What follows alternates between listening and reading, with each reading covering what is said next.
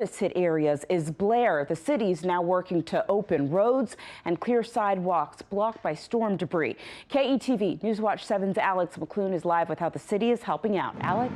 Blair is not the only place that sustained damage in today's derecho. Residents in this morning's storms also tore through an already hard-hit Iowa. Overnight, 74 miles per hour. The National Weather Service says the tornado that devastated Greenfield, Iowa Tuesday was an EF4. It was previously listed as an EF3. Officials say, well, Omaha sets a record for tornado warnings issued so far this year, breaking the previous one set 20 years ago.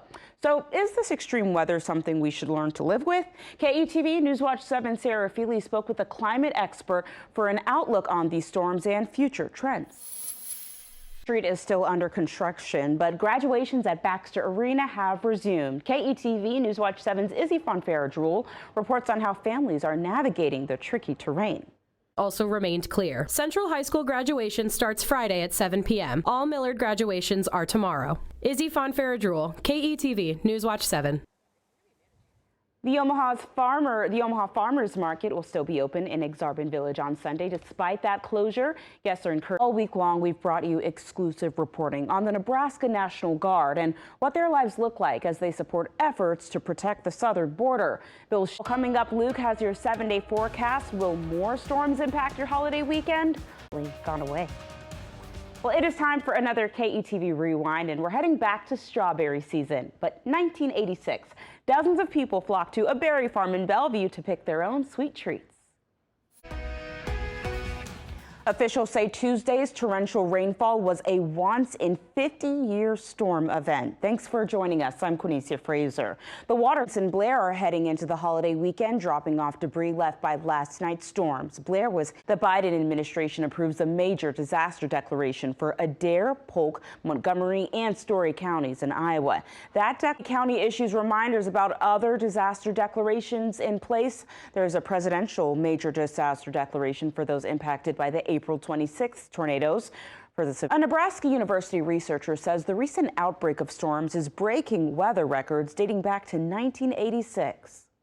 The Henry Doorly Zoo says if you have branches you don't know what to do with, they'll take them off your hands. Police say 2 people were injured in a crash. It was at This Lincoln woman is acquitted in the deaths of 2 men after she hit them with a car. Former Nebraska Congressman Jeff Fortenberry is headed back to trial after pleading not guilty. He's accused of district court judge dismisses a lawsuit against Papillion-La Vista Community Schools over the disappearance of Ryan Larson. Food crisis across 93 counties in Nebraska and western Iowa.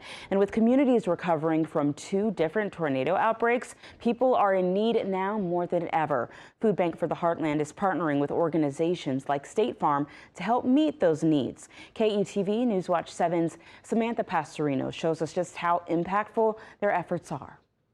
For the break, we're keeping an eye on weather this weekend. If you're traveling, nearly 44 million Americans will hit the roads and skies this weekend for Memorial Day. That's an increase of 40% compared to last year.